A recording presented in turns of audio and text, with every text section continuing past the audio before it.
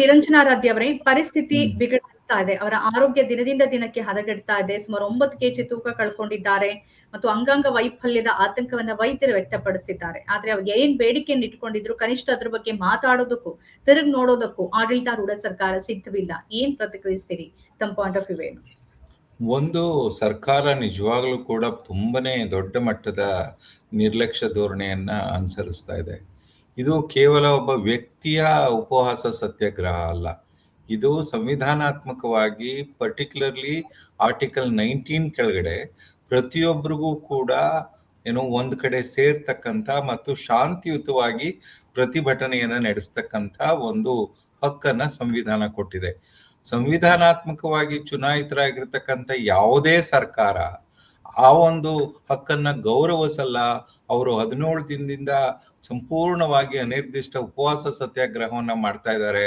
ಅವರ ಆರೋಗ್ಯದ ಪರಿಸ್ಥಿತಿ, ಅವರ ಬದುಕೆ, ಅವರ ಜೀವಕ್ಕೆ ದೊಡ್ಡ ಅಪಾಯ ಬಂದಿದೆ ಅಂತ ಇವತ್ತು, ನಿನ್ನೆ ಅದು ಪ್ರಾರಂಭ ಆಯಿತು ಯಾವುದು ದೆಹಲಿಯ ಉಚ್ಚ ನ್ಯಾಯಾಲಯದಲ್ಲಿ. ಇವತ್ತು ದೆಹಲಿ ಉಚ್ಚ ನ್ಯಾಯಾಲಯ ಬಹಳ ಕಟುವಾದ ಮಾತಲ್ಲಿ ಹೇಳಿದೆ, ಪ್ರತಿಯೊಬ್ಬ ಜೀವ ಬಹಳ ಮುಖ್ಯ. ಆರ್ಟಿಕಲ್ 21 ಏನಿದೆ ಕಾನ್ಸ್ಟಿಟ್ಯೂಷನ್ ಅಲ್ಲಿ, ರೈಟ್ ಟು ಲೈಫ್, ಅದು ಅತ್ಯಂತ ಅಮೂಲ್ಯವಾದದ್ದು. ಸೊ ಅದನ್ನ ರಕ್ಷಿಸ್ತಕ್ಕಂಥ ಕೆಲಸವನ್ನ ಮಾಡಬೇಕು ಅಂತಕ್ಕಂಥ ಅಂಶವನ್ನ ಒತ್ತಿ ಹೇಳಿದೆ.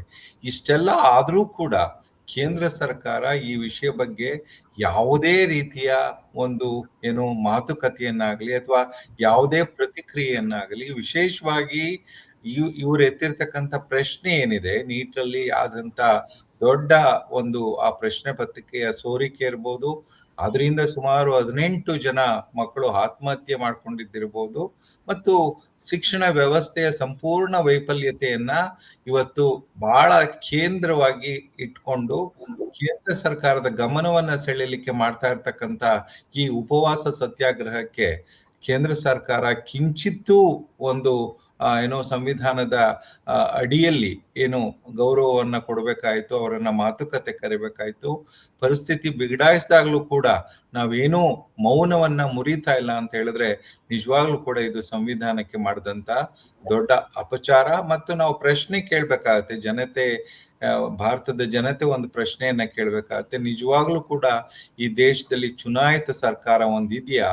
ಚುನಾಯಿತ ಸರ್ಕಾರ ಒಂದಿದ್ರೆ ಈ ರೀತಿ ಬಹಳ ಸಂವಿಧಾನದ ಅಡಿಯಲ್ಲಿರ್ತಕ್ಕಂಥ ಹಕ್ಕನ್ನ ಬಳಸಿ ನಡೀತಾ ಇರ್ತಕ್ಕಂಥ ಒಂದು ಹೋರಾಟಕ್ಕೆ ನಾವೇನು ಸ್ಪಂದನೆನೇ ನೀಡಲ್ಲ ಅಂತ ಹೇಳಿದ್ರೆ ನಿಜವಾಗ್ಲೂ ಇಲ್ಲೊಂದು ಚುನಾಯಿತ ಸರ್ಕಾರ ಇದೆಯಾ ಅಂತಕ್ಕಂಥ ಪ್ರಶ್ನೆಯನ್ನ ಕೇಳ್ಬೇಕಾಗುತ್ತೆ. ಸರಿ, ಮಾತನಾಡ್ತೀನಿ. ರಾಜಲಕ್ಷ್ಮಿ ಅಂಕಲ್ಗಿ ಅವರೇ, ಅಂತಿಮವಾಗಿ ಈಗ ಕೋರ್ಟ್ ನಿರ್ದೇಶನ ಕೊಟ್ಟಿದೆ ಕೇಂದ್ರ ಸರ್ಕಾರಕ್ಕೆ ಮತ್ತು ದೆಹಲಿ ಸರ್ಕಾರಕ್ಕೆ, ಅವರ ಜೀವಕ್ಕೆ ಏನೂ ಆಗದಂತೆ ನೋಡಿಕೊಳ್ಳಿ, ಅಗತ್ಯ ಬಿದ್ರೆ ಅವರಿಗೆ ಬಲವಂತದಿಂದ ಆಹಾರ ಕೊಡಿ ಅಂತ. ಆದ್ರೆ ಅದನ್ನ ನಯವಾಗಿ ನಿರಾಕರಿಸಿದ್ದಾರೆ ಸೋನಂ ವಾಂಗ್ಚುಕ್ ಅವರು. ಕೋರ್ಟ್ ನಿರ್ದೇಶನ ಇದೆ, ಆದ್ರೂ ಕೂಡ ಕೇಂದ್ರ ಸರ್ಕಾರ ಇಲ್ಲಿ ತನಕ ಮಧ್ಯಾಹ್ನದ ಹೊತ್ತಿಗೇನು ವಿಚಾರಣೆ ಮುಗಿದಿದೆ, ಇಲ್ಲಿ ತನಕ ಯಾವುದೇ ಪ್ರತಿಕ್ರಿಯೆ ಕೇಂದ್ರ ಸರ್ಕಾರದ ಕಡೆಯಿಂದ ಬಂದಿಲ್ಲ ಅಂತಂದ್ರೆ ಸರ್ಕಾರ ನಡೆದುಕೊಳ್ತಿರುವ ರೀತಿ ಮತ್ತೆ ಅದಕ್ಕಿಂತ ಹೆಚ್ಚಾಗಿ ಬಹಳ ಆತಂಕ ಆಗೋದೇನು ಅಂದ್ರೆ ನಾಗರಿಕ ಸಮಾಜದ ಮೌನ. ಎಲ್ಲೋ ಕೆಲವು ನಟ ನಟಿಯರು, ಸಾಮಾಜಿಕ ಚಿಂತಕರು ಅಥವಾ ರಾಜಕೀಯ ನೇತಾರರು ಇದ್ರ ಬಗ್ಗೆ ಮಾತಾಡಿದ್ದಾರೆ, ಪ್ರತಿಭಟನೆಗೆ ಬೆಂಬಲ ಕೊಟ್ಟಿದ್ದಾರೆ ಹೊರತು ಇಡೀ ವ್ಯವಸ್ಥೆ ಇನ್ಕ್ಲೂಡಿಂಗ್ ಮೀಡಿಯಾ ಮೌನವಾಗಿದೆ. ಇದು ಬಹಳ ಆತಂಕ ಮೂಡಿಸುತ್ತೆ. ಯಾವುದೇ ಉಪವಾಸ ಸತ್ಯಾಗ್ರಹದಲ್ಲೂ ಈ ತರದ ಸ್ಥಿತಿ ಇರ್ಲಿಲ್ಲ. ನೀವು ಹೇಳೋದು ಎಲ್ಲಾ ಕರೆಕ್ಟ್ ಅದ ಮಂಜುಳಾ. ಇಲ್ಲಿ ನಾಗರಿಕ ಸಮಾಜದ ಮೌನ ಅಂತ ಒಂದ್ಸಲ ನಾವು ಯೂಸ್ ಮಾಡಿದಾಗ ನಾವು ಮೊದ್ಲಿನ ಎಲ್ಲಾ ಉಪವಾಸ ಸತ್ಯಾಗ್ರಹಗಳು ನಮ್ಮ ದೇಶದೊಳಗೆ ನೋಡ್ಕೊಂಡ್ ಬಂದ್ರೆ ಇದು ಎಲ್ಲದಕ್ಕೂ ತಳಹದಿ ಅಂತ ಕನ್ಸಿಡರ್ ಆಗೋದು ಮಹಾತ್ಮ ಗಾಂಧಿ ಅವ್ರು ಮಾಡಿದ್ದು. ಅವ್ರು ಎಷ್ಟು ಸಲ ಮಾಡಿದ್ರು, ಎಷ್ಟೇ ಸಲ ಉಪವಾಸ ಸತ್ಯಾಗ್ರಹ ಮಾಡಿದ್ರು, ಆವಾಗ ನಮ್ಮನ್ನ ಅಂದ್ರೆ ನಮ್ಮ ದೇಶದೊಳಗೆ ಆಡಳಿತ ನಡ್ಸಾಕತ್ತವ್ರು ನಮ್ಮ ದೇಶದ ಜನ ಇರ್ಲಿಲ್ಲ. ಅಲ್ಲಿ ಬ್ರಿಟಿಷರಿದ್ರು. ಬ್ರಿಟಿಷರು ಎಂಥ ಆಪರೇಸರ್ಸ್ ಇದ್ರು, ಇಡೀ ದೇಶದ ಖಜಾನೆ ಲೂಟ್ ಮಾಡಿದ್ರು, ದೇಶದ ಎಲ್ಲಾ ಮಾಡಿದ್ರು ಸಹಿತ ನಮ್ಮ ದೇಶದೊಳಗೆ ಯಾವುದೇ ದೇಶಕ್ಕೆ ಹೋಗ್ಲಿ ಅವರು ಇಡೀ ಸಾಮ್ರಾಜ್ಯ ಅವ್ರದ್ದು ಸೂರ್ಯ ಮುಳುಗಲಾರ್ದ ಸಾಮ್ರಾಜ್ಯ ಇತ್ತಲ್ಲ, ಎಲ್ಲಾ ಕಡೆನೂ ಅವರು ಕಾನೂನನ್ನ ತಗೊಂಡ್ ಬಂದ್ರು. ಆ ಕಾನೂನು ತಮ್ಮ ದೇಶದ ಕಾನೂನೇ ಅದ್ರ ಬೇಸ್ ಇತ್ತು ಅಂತ ಅಂದ್ಕೊಂಡ್ರು ಸಹಿತ ನಿಮಗ್ ತೋರ್ಸಕ್ಕಾಗ್ಲಿ, ನಿಮ್ದು ಯಾವುದೇ ಒಂದು ಪ್ರಾಬ್ಲಮ್ ಐತಿ ಅಂತಂದ್ರೆ ನಿಮಗೊಂದು ಸೊಲ್ಯೂಷನ್ ಅದ, ಅದಕ್ಕೊಂದು ಕಾನೂನ್ ಅದ, ಇಲ್ಲಿ ಒಂದು ನ್ಯಾಯಾಂಗ ವ್ಯವಸ್ಥೆ ಅದ ಅನ್ನೋದನ್ನ ಅವರು ತೋರಿಸ್ತಿದ್ರು. ಗಾಂಧಿ ಕೂತಾಗೂ ಸಹಿತ ಯಾವುದೇ, ಆಮೇಲೆ ಅವ್ರ ಜೀವಕ್ಕೆ ಎಷ್ಟು ಬೆಲೆ ಇತ್ತು ಅದು ಈಗ ನಾವೆಲ್ಲ ಕಂಪೇರ್ ಮಾಡಿ ಈಗ ಏನು ಮಾತಾಡಕ್ ಅದ್ರಾಗ ಮೀನಿಂಗ್ ಇಲ್ಲ. ಬಟ್ ಆ ಒಂದು ತಳಹದಿ ಏನ್ ಗಾಂಧೀಜಿ ಹಾಕಿ ಕೊಟ್ರು, ಅದರ ನಂತರ ಎಷ್ಟೋ ಜನ ಸತ್ಯಾಗ್ರಹ, ಉಪವಾಸ ಸತ್ಯಾಗ್ರಹ ಆ ಆಂಗಲ್ದಾಗ ಹೋಗ್ತಿತ್ತು. ಆದ್ರೆ ಗಾಂಧಿ ಹೋದ ನಂತರ, ಟೈಮ್ ಆದ ನಂತರ ಗಾಂಧಿ ವ್ಯಾಲ್ಯೂಗಳು ನಮ್ಮಲ್ಲಿ ಇರೇಸ್ ಹಾಕೋತ್ ಹೋಗ್ಯಾವು. ಅವು ಇವತ್ತಿನ ದಿವಸ ಇಲ್ಲ. ಗಾಂಧಿ ಮೌಲ್ಯಗಳು ಹೆಂಗ್ ಇರೇಸ್ ಹಾಕೋತ್ ಹೋಗ್ಯಾವು, ಮರೆ ಹಾಕೋತ ಹೋಗ್ಯಾವು. ಅದರ ಜೋಡಿನೇ ಇಲ್ಲಿ ಟೋಟಲಿ ಇನ್ ಹ್ಯೂಮನ್ ಬೇಸ್ ಮೇಲೆ ನಮ್ಮ ದೇಶ ಕಟ್ಟುವಂತ ಒಂದು ವ್ಯವಸ್ಥೆ ನಡೆದಿದೆ. ಒಂದು ಭಾರಿ ಒಂದು ಇಂಟ್ರೆಸ್ಟಿಂಗ್ ಥಿಂಗ್, ಅದು interesting sociological point of view ದಿಂದ. ಆದ್ರೆ ಸಮಾಜದ ಬೆಳವಣಿಗೆ ದೃಷ್ಟಿಯಿಂದ ಬಹಳ ಕೆಟ್ಟ ಥಿಂಗ್ ಏನಂತಂದ್ರೆ, ಮನುಷ್ಯ ಎಷ್ಟು ಸೆನ್ಸಿಟಿವ್ ಆಗಾಕತ್ತಾನೆ ಇವತ್ತಿನ ಕಾಲದೊಳಗೆ. ಆ ಸೆನ್ಸಿಟಿವ್ಗೆ ಡಯಾಮೆಟ್ರಿಕಲಿ ಅಪೋಸಿಟ್ ಆಗಿ ಕ್ರೂಯಲ್ ಆಗಾಕತ್ತಾನೆ. ಅಂದ್ರೆ ನೀವು ವಿಚಾರ ಮಾಡ್ರಿ, ಒಬ್ರು ಯಾರು ನಿಮ್ಮ ಧರ್ಮದ ಬಗ್ಗೆ ಮಾತಾಡಿದ್ರೆ ನೀವು ಸೆನ್ಸಿಟಿವ್, ನಿಮ್ಮ ಭಾವನೆಗಳಿಗೆ ಧಕ್ಕೆ ಆಗ್ತದೆ. ಬರೇ ಒಂದು ಮಾತಾಡೋದ್ರಿಂದ ನಿಮ್ಮ ಭಾವನೆಗೆ ಧಕ್ಕೆ ಆಗ್ತದೆ. ಆ ಭಾವನೆಗೆ ಧಕ್ಕೆ ಆದ ಕೂಡ ನೀವೇನ್ ಮಾಡ್ತೀರಿ, ಅವ್ನ್ ಕೊಲೆ ಮಾಡ್ತೀರಿ. ಒಂದು ಮಾತಿನಿಂದ ಧಕ್ಕೆ ಆಗುವಷ್ಟು ಸೂಕ್ಷ್ಮ ಸಂವೇದನೆಯವರಾಗಿರಿ. ಆದ್ರೆ ಆ ಮನುಷ್ಯನ ಇರುವಿಕೆಯನ್ನ ತಡ್ಕೊಳ್ಳಕ್ ಆಗ್ಲಾರ್ದಷ್ಟು ನೀವು ಕ್ರೂಯಲ್ ಆಗಿ ಬದಲಾಗಿರಿ. ಅಂದ್ರೆ ಟೋಟಲಿ ನಮ್ಮ ಮನಸ್ಸು, ನಮ್ಮ ಕೃತ್ಯ, ನಮ್ಮ ಇರುವಿಕೆ ಯಾವುದು ಒಂದಕ್ಕೊಂದು ತಾಳಮೇಳ ಇರ್ಲಾರ್ದಂತ ಒಂದು ಕೆಟ್ಟ ಪರಿಸ್ಥಿತಿಯೊಳಗೆ ನಾವ್ ಇವತ್ತು ನಿಂತೀವಿ. ಈಗ ನಾವು ಸೋನಂ ವಾಂಗ್ಚುಕ್ ಬಗ್ಗೆ ಮಾತಾಡಿದ್ರೆ, ಇದ್ರ ಹಿಂದೆ GD ಅಗ್ರವಾಲ್ ಗಂಗಾ ಒಂದು ರಕ್ಷಣೆ ಮಾಡಿದ್ರಲ್ಲ, 111 ದಿನ ಉಪವಾಸ ಇದ್ರು. ಒಬ್ರು ಬಿಜೆಪಿ ಅವ್ರ ಸಮೀಪ ಹೋಗ್ಲಿಲ್ಲ. ಸತ್ತು ಕೂಡ್ಲೆ ಬಿಜೆಪಿ ಫಸ್ಟ್ ಟ್ವೀಟ್ ಏನ್ ಮಾಡಿದ್ರು ನರೇಂದ್ರ ಮೋದಿ, ಆಘಾತವಾಯಿತು. ಯಾಕೆ ಆಘಾತ ಆಯ್ತು? 111 ದಿವಸ ಏನು ಮಲ್ಕೊಂಡಿದ್ರ? ನಿಮಗ್ ಗೊತ್ತಿರ್ಲಿಲ್ಲನಾ? ಎಲ್ಲಾನು ಗೊತ್ತಿತ್ತಲ್ಲ. ಈಗ ಸೋನಂ ವಾಂಗ್ಚುಕ್ ಏನ್ರಿ ಆದ್ರೂ ಸಹಿತ ಅವ್ರ ಮೇಲೆನೆ ಬ್ಲೇಮ್ ಮಾಡುವಂತ ಪ್ರಯತ್ನಗಳು ಶುರು ಆಗ್ಯಾವ. ಅವರಿಗೆ ಎಲ್ಲಾರು ಇನ್ಸಿಸ್ಟ್ ಮಾಡಕತ್ತದು ಬಹುಶಃ ಕಾಳಜಿನೂ ಐತಿ. ನಿಮ್ಮಂತ ಒಬ್ಬ ವ್ಯಕ್ತಿ ಸಾಯ್ಬಾರ್ದು, ನಿಮ್ಮಂತ ಒಬ್ಬ ವ್ಯಕ್ತಿ ಇರ್ಬೇಕು, ನಮ್ಮ ನಾಗರಿಕ ಸಮಾಜ ಅವ್ರನ್ನ ಬೇಡ್ಕೊಳ್ಳಕತ್ತದ, ನೀವು ಉಪವಾಸ ನಿಲ್ಲಿಸ್ರಿ ಅಂತ. ಯಾಕಂದ್ರೆ ಅಂತ ಒಬ್ಬ ವ್ಯಕ್ತಿ ಇಂಥ ಒಂದು ಹೃದಯಹೀನ ಗವರ್ಮೆಂಟ್ ಸಲುವಾಗಿ ಸತ್ರೆ ಅದಕ್ಕೆ ಉಪಯೋಗ ಇಲ್ಲ. ಆ ವ್ಯಕ್ತಿ ಬದುಕಿದ್ರೆ ನಾಳೆ ಇಂಥ ಇನ್ನೇನೋ ಹೊಸ ಹೊಸ ನಮ್ಮ ದೇಶದ ಯುವತ್ ಜನರಿಗೆ ಆದರ್ಶ ಆಗುವಂತ ಯಾವ್ದೋ ಕೆಲಸ ಮಾಡಬಹುದು.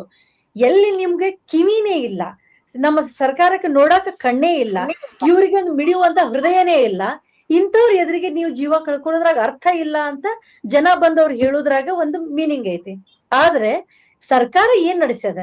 ಒಬ್ಬ ಧರ್ಮೇಂದ್ರ ಪ್ರಧಾನ್ ಅವ್ರು ಏನ್ ಕೇಳಿದ್ರು, ಅವನ್ನ ತೆಗೆದು ಬಿಸಾಕಂತಾನೆ ಹೇಳಿದ್. ಬರೀ ಅವ್ರನ್ನ ಅಲ್ಲಿ ಸತ್ತಿರುವಂತ ನೀಟ್ ಸಲುವಾಗಿ ಸತ್ತವ್ರು ಯಾರು? ನಮ್ಮ ದೇಶದ ಮಕ್ಕಳು, ನಮ್ಮ ಯುವ ಜನತೆ.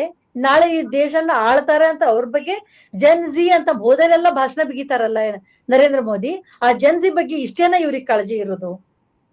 ಇದು ಟೋಟಲಿ ಎಲ್ಲ ಅಮೇಜಿಂಗ್. ಇದು ಕಾಂಟ್ರಡಿಕ್ಷನ್ ಐತಿ. ಆದ್ರೆ ಲಾಸ್ಟ್ ಒಂದ್ ಫ್ಯಾಕ್ಟ್, ನಾಗರಿಕ ಸಮಾಜ ಏನ್ ಮಾಡಾಕತ್ತದ ಅಂತ ಕೇಳಿದ್ರೆ, ನಾಗರಿಕ ಸಮಾಜ ಮೊದಲು ಪತ್ರಿಕೆನೂ ಇರ್ಲಾರ್ದಂತ ಟೈಮ್ ಒಳಗೆ ಜನರಿಗೆ ಸುದ್ದಿಗಳು ಹೋಗಿ ಮುಟ್ತಿತ್ತು. ಯಾಕಂದ್ರೆ ನಿಜವಾಗಿಯೂ ಸುದ್ದಿಯನ್ನ ಮುಟ್ಸುವಂತ ಜನ ಇದ್ರು. ಇವತ್ತು ಕೈಯೊಳಗೆ ಸ್ಮಾರ್ಟ್ ಫೋನ್ ಇದ್ರೂ ಸಹಿತ ಜನರಿಗೆ ನಿಜವಾದ ಸುದ್ದಿ ಮುಟ್ಲಾರ್ದೆ ಟ್ವಿಸ್ಟೆಡ್ ನ್ಯೂಸ್ ಯಾಕೆ ಮುಟ್ತಾವ ಅಂದ್ರೆ, ಟೋಟಲಿ ಮಾರ್ಕೊಂಡಂತ ಮೀಡಿಯಾ ಅದ. ಈ ಮಾರ್ಕೊಂಡಂತ ಮೀಡಿಯಾ ಅಲ್ಲಿ ಏನ್ ನಡೆದದ ಅನ್ನುವಂತ ನಿಜವಾದ ಚಿತ್ರಣನ ನಾಗರಿಕ ಸಮಾಜದ ಎದುರಿಗೆ ಕೊಟ್ಟಿಲ್ಲ. ನಾವಲ್ಲಿ ಜಂತರ್ ಮಂತರ್ ಒಳಗೆ ಏನಾಗಕತ್ತದಂತ ಸ್ವಲ್ಪ ನೋಡಿದ್ರೆ, ಯಾರ್ಯಾರೋ ಸಂಬಂಧ ಇರ್ಲಾರ್ದ ಜನ ಎಲ್ಲ ಬಂದಲ್ಲಿ ಸಪೋರ್ಟ್ ಮಾಡಕತ್ತಾರೆ. ಆದ್ರೆ ಇಂಥವ್ರು ಬಂದು ಸಪೋರ್ಟ್ ಮಾಡಿದ್ರು ಅನ್ನುವಂತ ಸುದ್ದಿ ನಮ್ಮ ಹುಡುಗರಿಗಾಗ್ಲಿ ನಮ್ಮ ದೇಶದ ಜನರಿಗಾಗ್ಲಿ ಕರೆಕ್ಟ್ ಆಗಿ ಮುಟ್ಟಾಕತ್ತಿಲ್ಲ.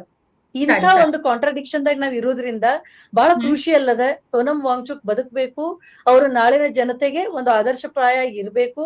ಇದು ನಮ್ಮ ಮನಸ್ಸಿನಿಂದ ಬರುವಂತ ಒಂದು ಮಾತು. ಓಕೆ, ಈ ಸಂದರ್ಭದಲ್ಲಾದ್ರೆ ಅಲ್ಲದೆ ಇದ್ರೆ ಇನ್ಯಾವ ಸಂದರ್ಭ ಜೊತೆ ನಿಲ್ಲೋದು ಅನ್ನೋ ಪ್ರಶ್ನೆ ಬರುತ್ತೆ.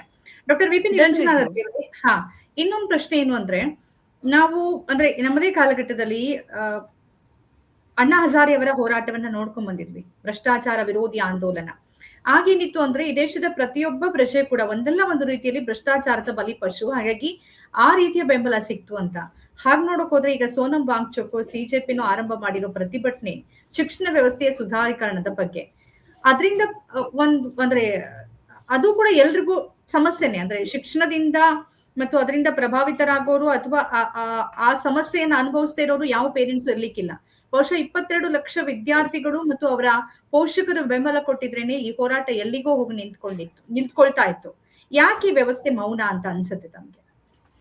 ಅಲ್ಲ, ಒಂದು ಬಹಳ ಮುಖ್ಯವಾದಂತ ಅಂಶ ಏನು ಅಂತ ಹೇಳಿದ್ರೆ ಮಂಜುಳಾ, ಒಂದು ಖಂಡಿತ ನಾಗರಿಕ ಸಮಾಜ ಯಾವ ಒಂದು ವ್ಯವಸ್ಥೆಯ ವಿರುದ್ಧ ಅವರು ಧ್ವನಿ ಎತ್ತಿದ್ದಾರೆ ಅವರ ಪರವಾಗಿ ನಿಲ್ಬೇಕು. ಯಾಕಂದ್ರೆ ಅವ್ರು ಯಾವುದೇ ಒಬ್ಬ ವ್ಯಕ್ತಿಯ ಪರವಾಗಿ ಅಥವಾ ಒಂದು ಸಣ್ಣ ಸಮೂಹದ ಪರವಾಗಿ ಅವರು ಧ್ವನಿ ಎತ್ತಿಲ್ಲ. ಇಡೀ ವಿದ್ಯಾರ್ಥಿ ಸಮುದಾಯ, ಇವತ್ತಿನ ಶಿಕ್ಷಣ ವ್ಯವಸ್ಥೆ ಮತ್ತು ವಿಶೇಷವಾಗಿ ನಮ್ಮ ಅರ್ಹತಾ ಪರೀಕ್ಷೆಗಳೇನಿದಾವೆ ಅವುಗಳಲ್ಲಿ ನಡೀತಾ ಇರ್ತಕ್ಕಂಥ ದೊಡ್ಡ ಮಟ್ಟದ ಏನು ಅವ್ಯವಹಾರಗಳಿರ್ಬೋದು ಅಥವಾ ಅದರಲ್ಲಿ ಇರ್ತಕ್ಕಂಥ ವೈಫಲ್ಯಗಳ ಬಗ್ಗೆ ಅವರು ಪ್ರಶ್ನೆಯನ್ನ ಎತ್ತಿದ್ದಾರೆ.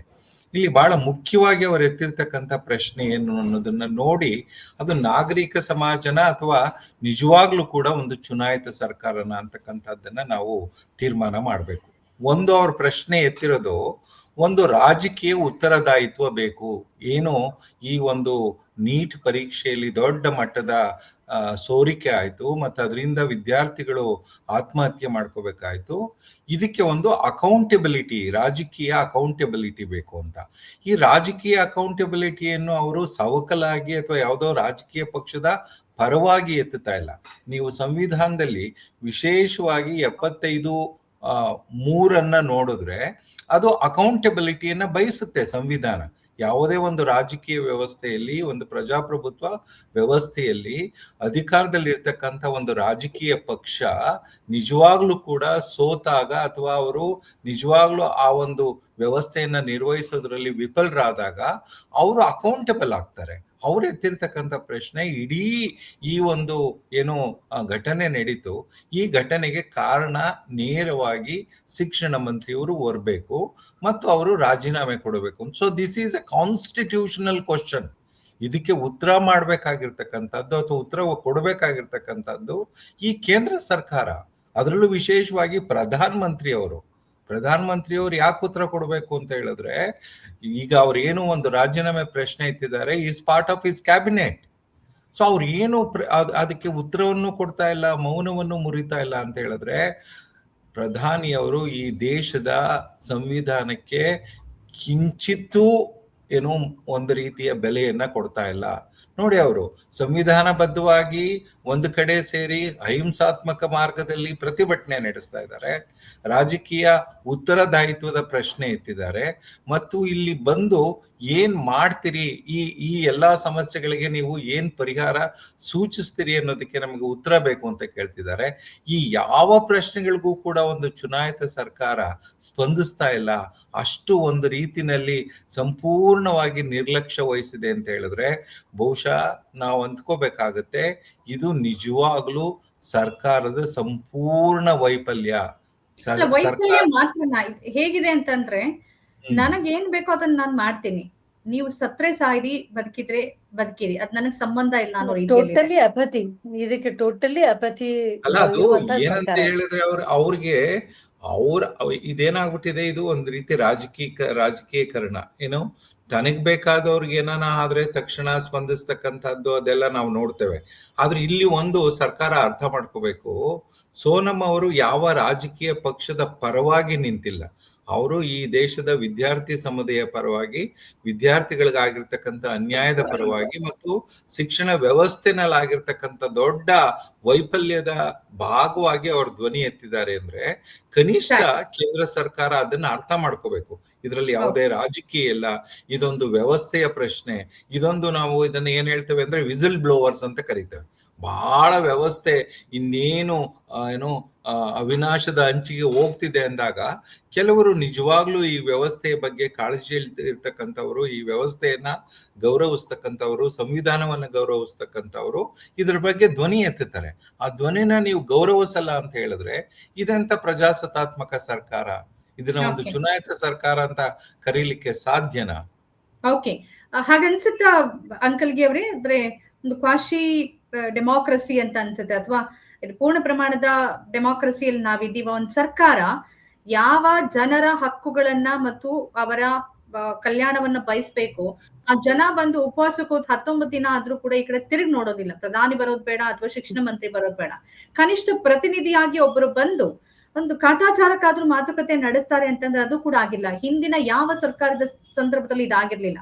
ಯಾವುದೇ ಸರ್ಕಾರಕ್ಕೆ ಈ ತರದ ಪ್ರತಿಭಟನೆಗಳು ಇಷ್ಟ ಆಗೋದಿಲ್ಲ. ಅದು ಬಿಜೆಪಿ ಇರ್ಬೋದು, ಕಾಂಗ್ರೆಸ್ ಇರ್ಬೋದು, ಅಥವಾ ಯಾವುದೇ ಸರ್ಕಾರ ಇರ್ಬೋದು. ಆದ್ರೆ ಅದನ್ನ ನೋಡುವ ಮತ್ತು ನಿಭಾಯಿಸುವ ರೀತಿ ಬೇರೆ ಇರುತ್ತೆ. ಅಟ್ಲೀಸ್ಟ್ ನಾವು ಜನರ ಪರವಾಗಿದ್ದೀವಿ ಅಂತ ತೋರಿಸ್ಕೊಳ್ಳೋದಾದ್ರೂ ಇರುತ್ತೆ. ಆದ್ರೆ ಈಗಿನ ಬಿಜೆಪಿ ಸರ್ಕಾರಕ್ಕೆ ರೈತ ಹೋರಾಟ ತಗೊಳ್ಳಿ, ಈಗ್ಲೂ ತಗೊಳ್ಳಿ, ಜನ ಸತ್ರೆ ಸಾಯ್ಲಿ, ರೈತರು ಸಾಯ್ಲಿ, ನಾವೇನ್ ಮಾಡ್ಬೇಕು ಅದನ್ನ ಮಾಡ್ತೀವಿ, ನಮ್ಗೆ ಅದೇ ಬೇಕು ಅನ್ನೋ ರೀತಿಯ ದಾಷ್ಟಿತನ ಕಾಣಿಸುತ್ತೆ. ಇದ್ರ ಬಗ್ಗೆ ಏನ್ ಪ್ರತಿಕ್ರಿಯಿಸ್ತೀವಿ? ಮೊದಲನೇದಾಗಿ ಹೇಳ್ಬೇಕಂದ್ರ ಈ ಸರ್ಕಾರದೊಳಗೆ ಅಕೌಂಟಬಿಲಿಟಿ ಪ್ರಶ್ನೆ ಅಂತ ಬಂದಾಗ ಒಂದು ಅಬ್ಸರ್ವ್ ಮಾಡ್ರಿ, ಯಾವುದೇ ಮಿನಿಸ್ಟರ್ ಅದಾರಲ್ಲ ತನ್ನ ಇಲಾಖೆ ತನ್ನ ಖಾತೆ ಬಿಟ್ಟು ಬೇರೆ ಎಲ್ಲಾದ್ರ ಬಗ್ಗೆ ಮಾತಾಡ್ತಾರೆ. ನೀವು ನಿತಿನ್ ಗಡ್ಕರಿ ಕೇಳಿದ್ರೆ ಆ ಪೆಟ್ರೋಲಿಯಂ ಮಿನಿಸ್ಟರ್ ಖಾತೆ ಬಗ್ಗೆ, ಎಥನಾಲ್ ಬಗ್ಗೆ ಇವ್ರು ಮಾತಾಡ್ತಾರ. ಅವ್ರಿಗೆ ಕೇಳಿದ್ರೆ ಇನ್ನೊಂದ್ರ ಬಗ್ಗೆ ಮಾತಾಡ್ತಾರ. ಒಬ್ರು ಫೈನಾನ್ಸ್ ಮಿನಿಸ್ಟರ್ ಕೇಳಿದ್ರೆ ಅವ್ರು ಯಾವ್ದೋ ಡಿಪಾರ್ಟ್ಮೆಂಟ್ ಅಂತ ಹೇಳ್ತಾರೆ. ಒಬ್ರೊಬ್ರು ಯಾರ್ ಬೇಕು ಎದ್ರ ಬಗ್ಗೆ ಬೇಕು ಎಲ್ಲಾದ್ರ ಬಗ್ಗೆ ಮಾತಾಡ್ತಾರೆ.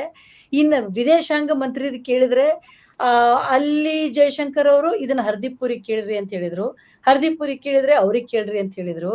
ಇದು ಹೆಂಗ್ ನಡೆದದ ಅಂತಂದ್ರೆ ಇವ್ರು ಏನ್ ಮಾಡಾಕತ್ತಾರ ಅನ್ನೋದು ಅವ್ರಿಗೂ ಕ್ಲಾರಿಟಿ ಇಲ್ಲ. ಇಲ್ಲಿ ಎಲ್ಲಾ ಸೆಂಟ್ರಲೈಸ್ಡ್ ಆಗಿ ಮೇಲಿನಿಂದ ಏನ್ ಆದೇಶ ಬರ್ತದ ಅದನ್ನ ನಿಭಾಯಿಸುವಂತ ಪಪೆಟ್ಗಳಿಗೆ ಅಲ್ಕೊಂಡ್ರಿ ಸರ್. ಇಲ್ಲಿ ಖರೇನೆ ಹೇಳ್ಬೇಕಂದ್ರೆ ಯಾರ ಕಡೆನೂ ಯಾವುದೇ ಒಂದು ಸ್ಟ್ರಾಂಗ್ ಅಧಿಕಾರ ಅದ ಅಂತ ಅನ್ಸಂಗಿಲ್ಲ. ಇರೋದು ಒಂದ್ 2-3 ಜನ ಸ್ಟ್ರಾಂಗ್ ಆಗಿ ಇವ್ರ ಜೋಡಿ ಮೊದ್ಲಿಂದ ಬಂದಂತಹ ಮಿನಿಸ್ಟರ್ಗಳಿಗೆ ಬಿಟ್ರೆ ಬೇರೆ ಯಾರ ಕಡೆನೂ ಇಲ್ಲ.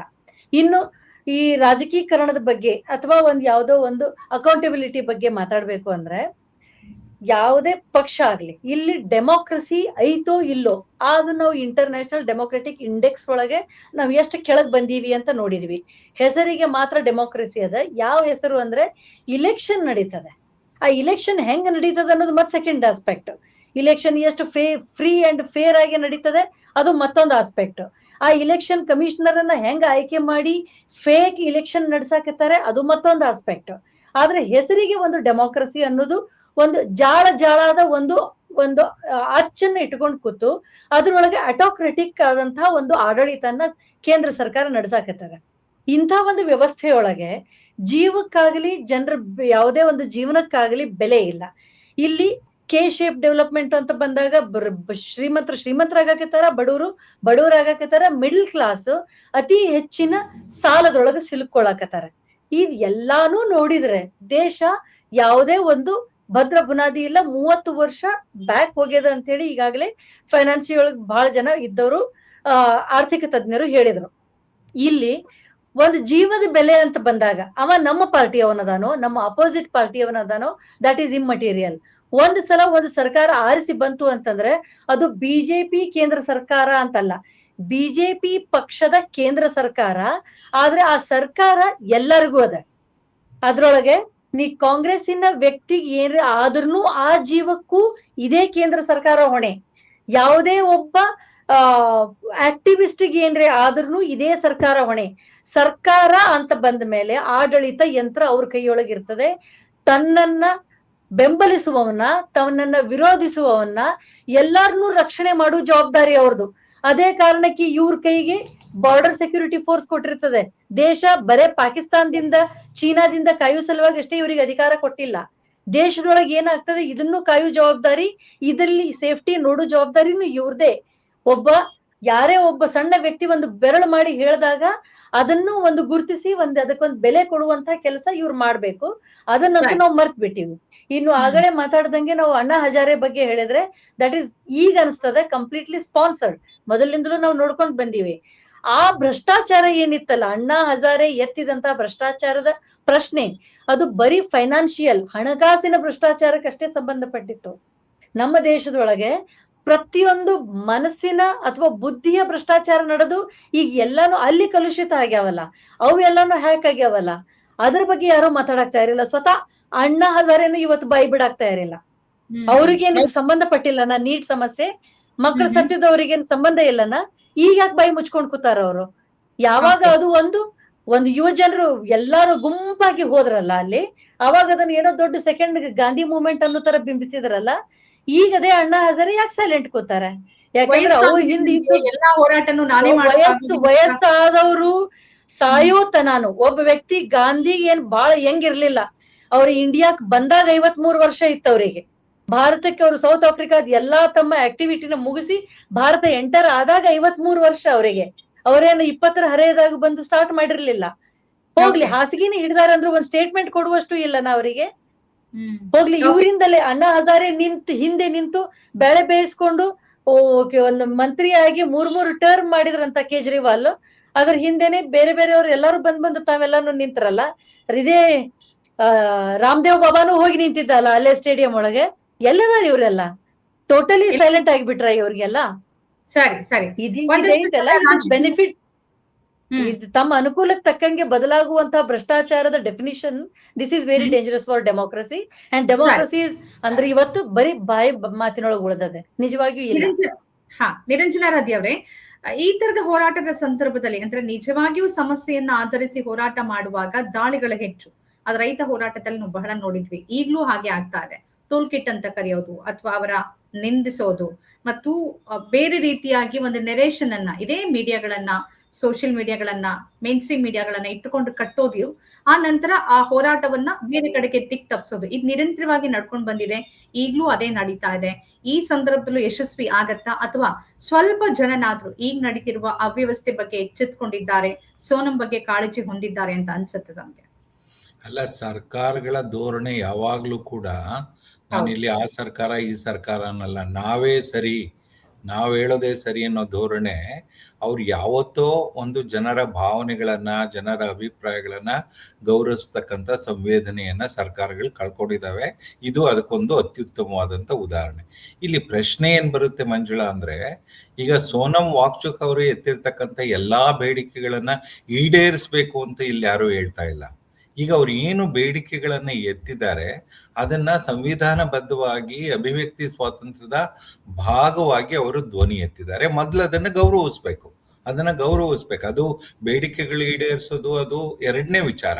ಆದ್ರೆ ಒಬ್ಬ ವ್ಯಕ್ತಿ ಸಂವಿಧಾನದ ಬದ್ಧವಾಗಿ ತನಗೆ ಒಂದು ವ್ಯವಸ್ಥೆಯ ಬಗ್ಗೆ ಅಥವಾ ಏನು ವಿದ್ಯಾರ್ಥಿಗಳಿಗಾದ ಅನ್ಯಾಯದ ಬಗ್ಗೆ ಧ್ವನಿ ಎತ್ತಿದ್ದಾರೆ ಅಂದ್ರೆ ಅದನ್ನ ಕನಿಷ್ಠ ನೀವು ಕೇಳಿಸ್ಕೊಳ್ಳುವಷ್ಟು ನಿಮ್ಗೆ ವ್ಯವಧಾನ ಇಲ್ಲ, ಅದಕ್ಕೆ ಪ್ರತಿಕ್ರಿಯಿಸುವಂತ ವ್ಯವಧಾನ ಇಲ್ಲ ಅಂತ ಹೇಳಿದ್ರೆ ಇನ್ನೆಂಥ ಸರ್ಕಾರಗಳು ಇವ್ರು ಏನು ಮಾಡ್ಲಿಕ್ಕೆ ಸಾಧ್ಯ ಅಂತ. ಎರಡನೇದು ಬಹಳ ಮುಖ್ಯವಾದಂತ ಪ್ರಶ್ನೆ ಏನಂದ್ರೆ, right to express is a fundamental right, ಅಭಿವ್ಯಕ್ತಿ ಸ್ವಾತಂತ್ರ್ಯ. ಮತ್ತು ಈಗ ಅಭಿವ್ಯಕ್ತಿ ಸ್ವಾತಂತ್ರ್ಯದ ಭಾಗವಾಗಿ ಅವರು ಉಪವಾಸ ನಡೆಸುವಾಗ ಅವರ ಇಡೀ ಜೀವಕ್ಕೇನೆ ಇವತ್ತು ಅಪಾಯ ಬಂದಿದೆ. ರೈಟ್ ಟು ಲೈಫ್ ಏನಿದೆ ಆರ್ಟಿಕಲ್ 21 ಅದರ ಉಲ್ಲಂಘನೆ ಆಗ್ತಿದೆ ಅಂತ ನಾಗರಿಕ ಸಮಾಜ ಹೇಳ್ತಿರೋದಲ್ಲ, ಉಚ್ಚ ನ್ಯಾಯಾಲಯ ಹೇಳಿದೆ. ಪ್ರತಿಯೊಬ್ಬ ನಾಗರಿಕನ ಜೀವ ಮುಖ್ಯ, ಆ ಜೀವವನ್ನ ರಕ್ಷಿಸ್ತಕ್ಕಂಥದ್ದು ಒಂದು ಸರ್ಕಾರದ ಜವಾಬ್ದಾರಿ, ವಿಶೇಷವಾಗಿ ಕೇಂದ್ರ ಸರ್ಕಾರ ಅಂತ ಇವತ್ತು ಸ್ಪಷ್ಟವಾಗಿ ಕೋರ್ಟ್ ಹೇಳಿದೆ. ಅದನ್ನು ಕೂಡ ನೀವು ಇಷ್ಟೆಲ್ಲ ಕೋರ್ಟ್ ಹೇಳಿದ್ಮೇಲೂ ಕೂಡ, ಮಧ್ಯಾಹ್ನ ಕೋರ್ಟ್ ಹೇಳಿದೆ, ಇಲ್ಲಿವರೆಗೂ ಕೇಂದ್ರ ಸರ್ಕಾರ ಅದ್ರ ಬಗ್ಗೆ ಏನನ್ನೂ ಕೂಡ ಮೌನ ಮುರಿದು ಮಾತಾಡೋದಾಗ್ಲಿ, ಅದ್ರ ಬಗ್ಗೆ ನಾನು ಏನ್ ಮಾಡ್ತೀನಿ ಅಂತಕ್ಕಂಥದ್ದನ್ನ ಅಷ್ಟು ಒಂದು ದಾಷ್ಟ್ಯದಿಂದ ಈ ಸರ್ಕಾರಗಳು ವರ್ತಿಸ್ತವೆ ಅಂದ್ರೆ ಅವರಿಂದ ಏನಾದ್ರೂ ನೀವು ನಿರೀಕ್ಷೆ ಮಾಡ್ಲಿಕ್ಕಾಗತ್ತಾ? ಯಾವತ್ತೂ ತಿಳ್ಕೊಳ್ಳಿ, ಈ ಸರ್ಕಾರಗಳು ರೈತರ ಹೋರಾಟವನ್ನ ಏನ್ ಮಾಡಿದ್ರು, ವಿದ್ಯಾರ್ಥಿಗಳ ಹೋರಾಟವನ್ನ ಏನ್ ಮಾಡಿದ್ರು, ಅಥವಾ ಕೋವಿಡ್ ಸಂದರ್ಭದಲ್ಲಿ ಇವ್ರು ನಡ್ಕೊಂಡಂತ ಅಮಾನವೀಯ ಘಟನೆಗಳನ್ನ ಅಥವಾ ಡಿಮಾನಿಟೈಸೇಷನ್ ಆದಾಗ ನಡೆಸ್ಕೊಂಡ್ರೆ ಇವರು ಎಲ್ಲಾ ಹೋರಾಟಗಳನ್ನು ಹತ್ತಿಕ್ಕೋರೆ. ಅದರಲ್ಲೂ ವಿಶೇಷವಾಗಿ ಇವತ್ತಿನ ಸರ್ಕಾರ ಏನಿದೆ ಅವ್ರದ್ದು ತಮ್ಮದೇ ಆದಂತ ಒಂದು ನಿಲುವಿದೆ. ನಾನೇ ಅಂತಿಮ ಸರ್ವಾಧಿಕಾರ, ಅದನ್ನೇ ನಾವು ಫ್ಯಾಸಿಸಮ್ ಅಂತ ಕರೆಯೋದು. ನಾನು ಹೇಳಿದ್ದೆ ಸರಿ, ನಾನು ನಡೆದಿದ್ದೇ ದಾರಿ ಅನ್ನೋ ಒಂದು ಗಾದೆ ಮಾತಿದೆಯಲ್ಲ, ಆ ರೀತಿಯಲ್ಲಿದ್ದಾರೆ. ಸೊ ಅಷ್ಟು ಸಂವೇದನೆನೇ ಇಲ್ಲದೆ ಇರ್ತಕ್ಕಂಥ ಸರ್ಕಾರ ಇಂಥ ಒಂದು ನಿಜವಾಗ್ಲೂ ನ್ಯಾಯಯುತವಾದಂತ, ಸಂವಿಧಾನಬದ್ಧವಾದಂತ ಮತ್ತು ಇಡೀ ವ್ಯವಸ್ಥೆಯನ್ನ ನಾನು ಸರಿಪಡಿಸ್ಬೇಕು, ಇದು ಸರಿಯಾಗೋದ್ರ ಮೂಲಕ ಕೋಟ್ಯಾಂತರ ವಿದ್ಯಾರ್ಥಿಗಳಿಗೆ ಇದರಿಂದ ಅನುಕೂಲ ಆಗ್ಬೇಕು ಅನ್ನೋ ಪ್ರಶ್ನೆಯನ್ನ ಎತ್ತಿದ್ದಾರೆ. ಆ ಪ್ರಶ್ನೆಗೆ ಇವರು ನಿಜವಾಗ್ಲೂ, ಅದಕ್ಕೆ ನಾನು ಹೇಳೋದು ಯಾವಾಗ್ಲೂ ಕೂಡ, ಇವತ್ತು ನಾವು ಏನ್ ಈ ಸರ್ಕಾರಗಳ ಮುಂದೆ ಬೇಡಿಕೆ ಇಡ್ತಾ ಇದ್ದೀವಲ್ಲ, ಈ ಬೇಡಿಕೆಗಳಿಗೆ ನಿಜವಾಗ್ಲೂ ಕೂಡ ಅವರಿಂದ ಸ್ಪಂದನೆ ಸಿಗುತ್ತೆ ಅನ್ನೋ ಒಂದು ನಂಬಿಕೆ ನಾನೀಗ ಕಳ್ಕೊಂಡ್ಬಿಟ್ಟಿದ್ದೇನೆ. ಅಲ್ಲ ಆದ್ರೆ ಯಾಕೆಂದ್ರೆ ಒಂದು ಉತ್ತರದಾಯಿತ್ವವನ್ನ ತೋರಿಸ್ಬೇಕಲ್ಲ ಜನ ಚಳುವಳಿ ತೋರಿಸ್ಬೇಕು. ಆದ್ರೆ ಈಗ ನೀವು 17 ದಿನ ಆಗಿದೆ, 17 ದಿನ ಆಗಿದೆ. 19ನೇ ದಿನ ಇವತ್ತು. ಕನಿಷ್ಠ ಒಬ್ಬ ಅಧಿಕಾರಿ ಆಗ್ಲಿ, ಒಬ್ಬ ಮಂತ್ರಿ ಆಗ್ಲಿ ಹೋಗಿ ಅವ್ರ ಹತ್ರ ನಿಮ್ಮ ಬೇಡಿಕೆಗಳೇನು, ಯಾಕೆ, ಏನು, ನಾವು ಈ ರೀತಿ ಅಟ್ಲೀಸ್ಟ್ ಅವ್ರು ಏನಾದ್ರೂ ಕ್ರಮವನ್ನ ತೆಗೆದುಕೊಂಡಿದ್ರೆ ಅದನ್ನಾದ್ರೂ ವಿವರಿಸಬಹುದಲ್ಲ, ಇದಕ್ಕೆ ನಾವು ಈ ರೀತಿ ಮಾಡಿದೀವಿ ಅಂತ. ಹಾಗಾಗಿ ಎಲ್ಲೋ ಒಂದ್ ಕಡೆ ಭಾರತದಲ್ಲಿ ನಿಜವಾಗ್ಲೂ ಕೂಡ ಏನು ಸ್ವಾತಂತ್ರ್ಯ ಚಳುವಳಿಯ ನಡೀತು, ಆ ಸ್ವಾತಂತ್ರ್ಯ ಚಳುವಳಿಯ ಮಾದರಿಯಲ್ಲೇ ಇವತ್ತು ಒಂದು ದೊಡ್ಡ ಹೋರಾಟವನ್ನ ನಾವು ನಡೆಸಬೇಕಾಗಿದೆ. ಅದಕ್ಕೋಸ್ಕರ ನೀವು ಎತ್ತದಂತ ಪ್ರಶ್ನೆ ನಾಗರಿಕ ಸಮಾಜ ಏನಿದೆ, ಇವತ್ತು ಒಂದ್ ಕಡೆ ಎಲ್ಲೋ ನಾಗರಿಕ ಸಮಾಜ ಒಂದ್ ರೀತಿ ಒಡೆದು ಚೂರಾಗಿ ಹೋಗಿದೆ. ಅಲ್ಲೂ ಕೂಡ ಈ ತರದ ವಿಷಯಗಳು ಬಂದಾಗಲೂ ಕೂಡ ಪಕ್ಷಾತೀತವಾಗಿ ಬೆಂಬಲಿಸಬೇಕು.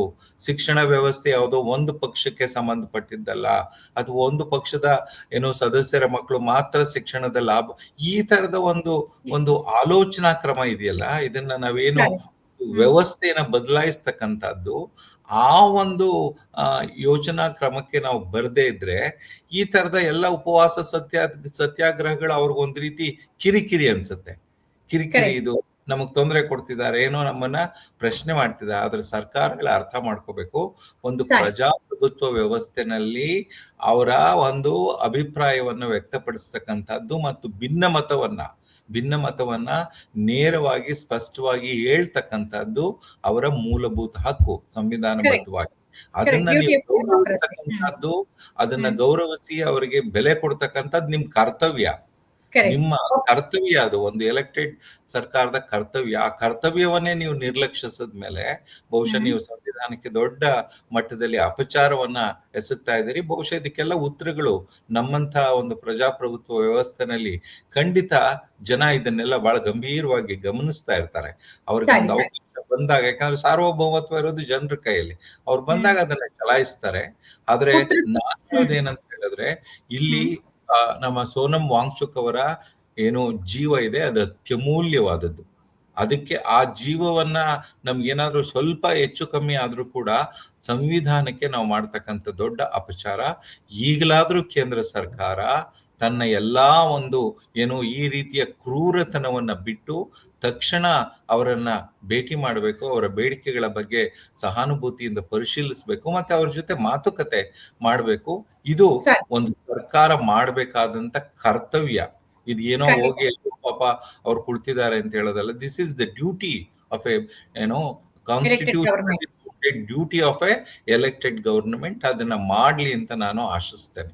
ಓಕೆ, ರಾಜಲಕ್ಷ್ಮಿ ಅಂಕಲ್ಗೆ ಅವರೇ, ಆದ್ರೆ ಈ ಬಾರಿ 19 ದಿನಗಳ ಸೋನಂ ಅವರ ಉಪವಾಸ ಹಾಗೆ ಹೋಗುತ್ತೆ ಅಂತ ನನಗೆ ಅನ್ನಿಸ್ತಾ ಇಲ್ಲ. ಯಾಕೆಂದ್ರೆ ಸೋನಂ ವಾಂಗ್ಚುಕ್ ಅಣ್ಣಾ ಹಜಾರೆ ಮೂವ್ಮೆಂಟ್ ಆಯ್ತು, ದೇಶದೊಳಗೆ ಬೇರೆ ರೀತಿಯ ಪ್ರತಿಕ್ರಿಯೆಗಳು ಬಂತು. ಆದ್ರೆ ಸೋನಂ ವಾಂಗ್ಚುಕ್ ಇರೋ ಒಂದು ಅಂತಾರಾಷ್ಟ್ರೀಯ ಮನ್ನಣೆ ಮತ್ತು ಮಾನ್ಯತೆ, ಅವರಿಗೆ ಸಂದಿರುವ ಪ್ರಶಸ್ತಿಗಳು, ಇವೆಲ್ಲವೂ ಅಂತಾರಾಷ್ಟ್ರೀಯ ಮಟ್ಟದಲ್ಲೂ ಇದ್ರ ಬಗ್ಗೆ ಚರ್ಚೆ ಆಗ್ತಿದೆ, ಇದ್ರ ಬಗ್ಗೆ ಗಮನ ಕೊಟ್ಟಿದ್ದಾವೆ. ಹಾಗಾಗಿ ಕೇಂದ್ರ ಸರ್ಕಾರ ಅಷ್ಟು ಸುಲಭಕ್ಕೆ ಇದನ್ನ ಹಾಗೆ ಬಿಟ್ಬಿಡೋದಕ್ಕಾಗತ್ತಾ? ಕೋರ್ಟ್ ಕೂಡ ಇದ್ ಮಧ್ಯೆ ಪ್ರವೇಶ ಮಾಡಿರೋದ್ರಿಂದ. ಅಂತಾರಾಷ್ಟ್ರೀಯ ಮನ್ನಣೆ ಸೋನಂ ಅವರಿಗೆ ಸಿಕ್ಕಿದೆ, ಅವ್ರ ಬೆಲೆ ಅಂತಾರಾಷ್ಟ್ರೀಯ ಮಟ್ಟದೊಳಗೆ ಜನರಿಗೆ ಗೊತ್ತಿದೆ, ದೇಶದೊಳಗಿರುವಂತಹ ಪ್ರಜ್ಞಾವಂತರಿಗೆ ಗೊತ್ತಿದೆ. ಆದ್ರೆ ಸರ್ಕಾರದಾಗ ಇರೋರಿಗೆ ಗೊತ್ತಿಲ್ಲ. ಆಮೇಲೆ ಯಾವ ಸರ್ಕಾರದಾಗ್ಲಿ ಯಾರೇ ಅಂತಾರಾಷ್ಟ್ರೀಯ ಮಟ್ಟದೊಳಗೆ ಏನೇ ಚರ್ಚೆ ಆಗ್ಲಿ, ಅದು ನಮ್ಮ ದೇಶದೊಳಗೆ ನಮ್ಮ ನಾಗರಿಕ ಸಮಾಜದ ತನ ಬರಾಕ್ ಅವ್ರು ಬಿಡಂಗಿಲ್ಲ. ಮೀಡಿಯಾ ಅವ್ರ ಕಡೆ ಅದ. ಅಲ್ಲಿ ಟೋಟಲಿ ಹೇಳಿದ್ವಲ್ಲ, ನನಗೇನೂ ಫರ್ಕ್ ಬಿಡಂಗಿಲ್ಲ. ಈ ಒಂದು ಸ್ಟೇಟ್ಮೆಂಟ್ ಅನ್ನ ರಾಜನಾಥ್ ಸಿಂಗ್ ಬಹಳ ದಿವಸ ಮೊದ್ಲೇ ಹೇಳ್ಯಾರ. ಅದೆಲ್ಲ ರಾಜೀನಾಮೆ ಕೊಡೋದು ಗಿಡೋದು ಎಲ್ಲ UPA ಸರ್ಕಾರ ಇದ್ದಾಗಿತ್ತು, ನಮ್ಮ ಸರ್ಕಾರದಾಗ ಅದೆಲ್ಲ ನಡೆಯುವುದಿಲ್ಲ, ನಾವು ಯಾವ್ದಕ್ಕೂ ರಾಜೀನಾಮೆ ಕೊಡೋದಿಲ್ಲ ಅಂತ ಒಂದ್ ಸ್ಟೇಟ್ಮೆಂಟ್ ಮೊದ್ಲೇ ಕೊಟ್ಟಾರ. ಆಮೇಲೆ ನಾವು ಭಾರಿ ಬಲಿಷ್ಠ ಸರ್ಕಾರ, ನಾವು ಬಲಿಷ್ಠ ಕೇಂದ್ರ ಸರ್ಕಾರ, ನಾವು ಅಷ್ಟು ಸ್ಟ್ರಾಂಗ್ ಆಗಿ ದೇಶನ ಕಾಪಾಡಿವಿ ಅನ್ನುವಂತ ಒಂದು ಫಾಲ್ಸ್ ಇಮೇಜ್ ಅನ್ನ ಏನ್ ಕೊಟ್ಕೋತ್ ಬಂದಾರ ಒಂದು ಜನರ ಒಂದು ಗುಂಪಿಗೆ. ಅದು ಇಂಪಾರ್ಟೆಂಟ್ ಥಿಂಗ್ ಏನ್ ನೆನಪು ಮಾಡ್ಕೋಬೇಕು ನಾವು, ಈ ಮೂವ್ಮೆಂಟ್ ಸ್ಟಾರ್ಟ್ ಆಗಿದ್ದ ಹೆಂಗೆ ಒಂದು ಮೀಮ್ ದಿಂದ, ಇದು ಜನರ ಆಕ್ರೋಶದಿಂದ ತಾವೇ ಒಂದು ಯಾವ್ದೋ ಸರ್ಕಾರಿ ಬೆಂಬಲಿತ ಒಂದು ಆರ್ಗನೈಸೇಷನ್ ದಿಂದ ಸ್ಟಾರ್ಟ್ ಆದಂತದ್ದಲ್ಲ. ಮೀಮ್ ಅಂದ್ರೇನೆ ಅದು ಒಂದು ಸಟೈರಿಕ್ ಆಗಿ ಒಂದು ನಗೆಯ ಭಾಗ ಆಗಿ ಸರ್ಕಾರನ ಕ್ರಿಟಿಸೈಸ್ ಮಾಡೋದು, ಅಣಕು ಇದರಿಂದ ಸ್ಟಾರ್ಟ್ ಆಗಿದ್ದು. ಇಂಥ ಒಂದು ಮೊಮೆಂಟಿಗೆ ನಾವು ಮಣದ್ವಿ ಅಂತ ಗೊತ್ತಾದ್ರೆ ಸರ್ಕಾರದ ಒಂದು ಇಮೇಜ್ ಭಗ್ನ ಆಗ್ತದೆ. ಇದಕ್ಕೆ ಅವ್ರು ಬೇರೆ ರೀತಿಯಿಂದ ಏನಾದ್ರೂ ದಾರಿ ಹುಡುಕಾಡಕ್ ಟ್ರೈ ಮಾಡ್ತಾರೆ ಹೊರತು ಧರ್ಮೇಂದ್ರ ಪ್ರಧಾನನ್ನ ತೆಗೆದು ನಾವು ಇಂಥ ಒಂದು ಮೂಮೆಂಟ್ ಬಗ್ಗಿದ್ವಿ ಅಂತ ತೋರಿಸಿದ್ರೆ ಅವ್ರ ಇಮೇಜ್ ಧಕ್ಕೆ ಬರ್ತದೆ. ಇದನ್ನ ಅವ್ರು ಮಾಡೋದಿಲ್ಲ. ಅವ್ರಿಗೆ ಬೆಲೆ ಜೀವದ ಬೆಲೆ ಇಲ್ಲ, ಅದ್ರಿಗಂತೂ ಯಾವುದೇ ಜೀವದ ಬೆಲೆ ಇಲ್ಲ. ಆದ್ರೆ ಬೇರೆ ಯಾವ ರೀತಿಯಿಂದ ಇದನ್ನ ಟ್ಯಾಕ್ಟ್ಫುಲ್ ಆಗಿ ಹ್ಯಾಂಡಲ್ ಮಾಡಕ್ ಟ್ರೈ ಮಾಡ್ತಾರೆ ಅದನ್ನ ನಾವು ನೋಡ್ಬೇಕಾಗ್ತದೆ ಅಷ್ಟೇ. ಓಕೆ ಓಕೆ ಅಂಕಲ್ಗೆ ಅವರೇ, ಹಾಗೆ ನಿರಂಜನ ಆರಾಧ್ಯ ಅವರೇ, ಇಷ್ಟೊತ್ತು ಈ ವಿಚಾರದ ಬಗ್ಗೆ ಇಬ್ರು ತಮ್ಮ ಪಾಯಿಂಟ್ ಆಫ್ ವ್ಯೂ ನಮ್ಮ ಜೊತೆಗೆ ಹಂಚ್ಕೊಂಡ್ರಿ. ನಮಸ್ಕಾರ ಇಬ್ಬರಿಗೂ, ಧನ್ಯವಾದ. Thank you.